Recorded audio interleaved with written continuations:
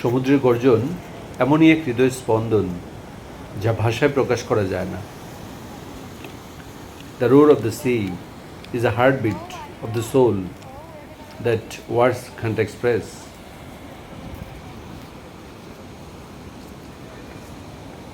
সমুদ্র দেশে হোক বিদেশে হোক তার কোনো তুলনা নাই। The sea, whether in our land or a foreign one, is beyond compare.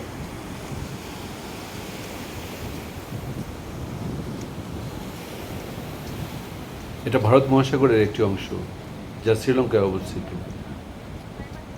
This is a part of the Indian Ocean located in Sri Lanka.